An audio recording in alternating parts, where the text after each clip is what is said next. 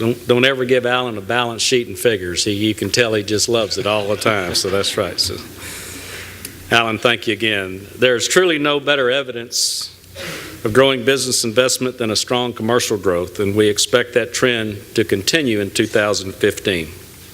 The city has announced over $99 million in capital investment, 2,304 new jobs, and 575 retained jobs, and more than 395,000 square feet of newly constructed or newly leased space from companies such as Nalco Champion, Applied Optoelectronics, and First Data.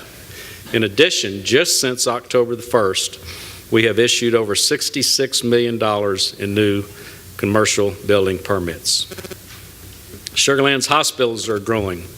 To help advance the health of our citizens, Memorial Hermann recently completed the first phase of a $93 million expansion project, adding to its surgical capabilities and upgrading the hospital's emergency center. Its second phase of construction will add a second professional office building and patient tower. Secondly, Houston Methodist Sugar Land Hospital recently broke ground on a 60,000 square foot expansion and will continue to relocate some of its services to the Sugar Land campus. The new structure is expected to be completed early in 2015. According to the latest available data from the Texas Department of State Health Services, Sugar Land is home to 70% of the staffed beds for acute care hospitals in Fort Bend County. With these additional expansions, Sugar Land will further solidify its place as the medical hub of Fort Bend County. The Sugar Land Development Corporation recently approved an agreement for the relocation of First Data's Telecheck Services Division. First Data will occupy 90,000 square feet within the Sugar Creek on the Lake office building. This Fortune 500 company decided to relocate its Telecheck headquarters to Sugar Land after a comprehensive evaluation of other regional opportunities, and it is expected to be operational in March of this year. This is another example of the strong Class A market space, which now is currently over 90% occupied. Our residents will soon have access to a Tier 1 university without ever leaving Sugar Land. The University of Houston announced it would transition the Sugar Land campus to a branch of the main campus and expand program offering, bringing degrees such as a bachelor's in digital media or a master's in petroleum data management to our city. Since this exciting announcement, we have been busy exploring ways to partner with the University of Houston. Our work in the coming years focuses on how to determine best ways to support and encourage the future businesses as well as the commercialization of higher education research. We are excited to continue pursuing these opportunities and look forward to a successful partnership with the University of Houston. Go Cougs, huh? In addition to collaboration with current businesses and community partners, the city is seeking opportunities to build capacity for the future. Because the current business park has reached capacity, we continue discussions with the Texas General Land Office on a planned sale of the former Central Prison Unit property. Our long-standing goal, as outlined in the city's comprehensive plan, has been to develop the former Central Prison Unit site as an industrial business park. After many years of work with the legislature and an excellent relationship with our state elected officials, we believe the development of this property will have a major impact on the regional economy.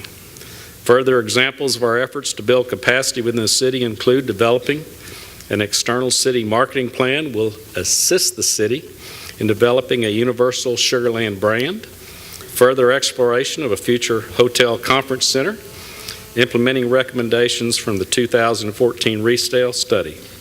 All efforts will ensure Sugar Land is being proactive in seeking new opportunities.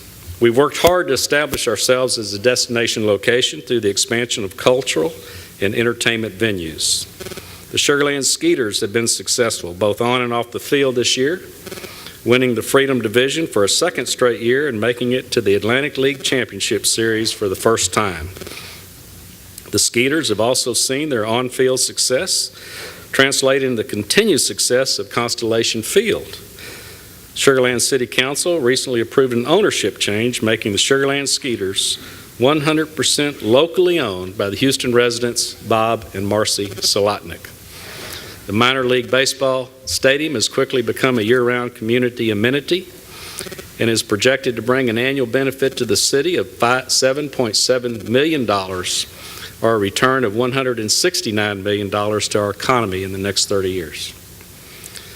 With groundbreaking just occurring last month, the city's new iconic live entertainment center is expected to welcome its first visitors in the fall of 2016, fulfilling a citizen task force recommendation. Construction is now underway for an $84 million world-class facility that will be scalable to accommodate intimate settings of 3,300 visitors to larger shows of over 6,400 seats. The venue will be capable of hosting a wide range of performances, including national music and comedy artists, children's and family entertainment, and theatrically staged productions. The Live Entertainment Center is forecasted to be a regional attraction with more than 260,000 paid attendees in its first year of operation, generating a projection of $26.1 million annual return to our city and a return of over $572 million to our economy over the next 30 years. In addition, an adjacent plaza will feature an outdoor area where visitors can gather for smaller events prior to the shows for standalone events performed on the stage in the plaza. It will contain a variety of landscaping and seating areas along with a water feature.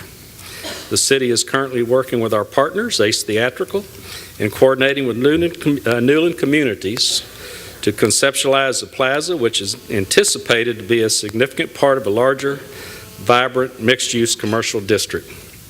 In fact, the new Texas Instruments campus recently opened in the area, and a future Fluor Corporation development is also planned nearby.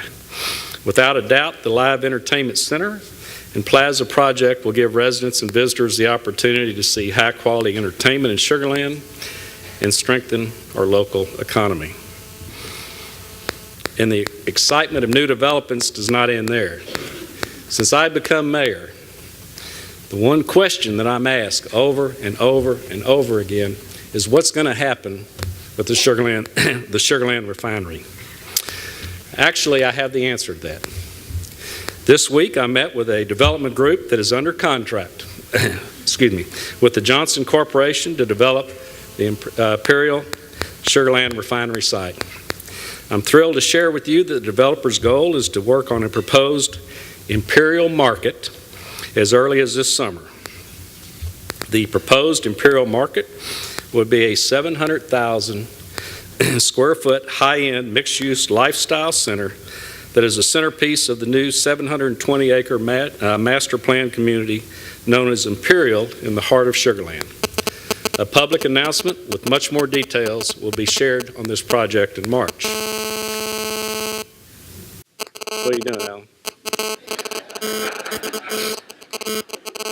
I don't know, but I'm sure it's my doing. Of course it is. The nature of this development will ensure the historic preservation of the current site, recognizing its rich history within community.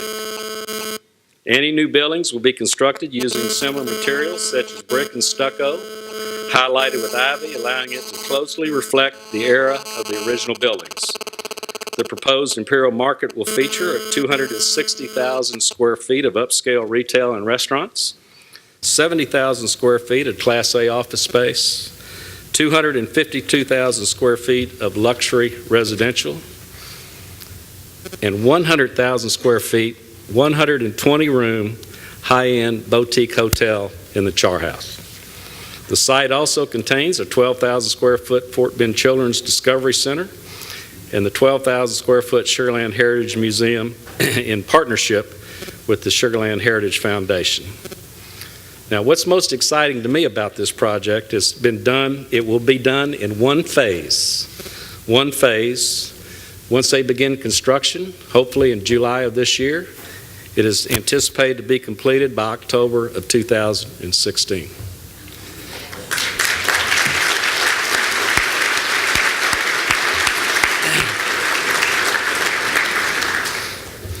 You have no idea how excited I am about this project. And Alan, I'm going on my last year, and you just thought this was going to be an easy year because we have a deadline and new construction. Now you're talking my game right now, so that's right. I was hoping I could get through this morning without having another deadline set. It's only 1 year. You can do it. So. To conclude, we've shared a lot of information with you today and some very exciting announcements. In particular, I would like to acknowledge the hard work of the City Council, without whom none of this would truly be possible. On behalf of the City Council, City Manager, and staff, I would like to thank you for all your presence this morning and for your contributions you have made to Sugar Land for making us the outstanding city it is today. Without you, our residents and business partners, we would not have these successes to celebrate or a future to envision. We're actually also proud to distribute this year's 2014 annual report, now exclusively online. If you want to get it fast, I believe there's an app you can go to, and also on your table there should be a tent, and you can do the QR card and it would take you right to our annual report. You just snap it on and it would take you right there. Once again, I'd like to thank the Fort Bend Chamber for hosting this fabulous event. And at this time, I'd like to call the chairman, Brian, back up to the podium. Thank you all for being here and sharing this with us this morning.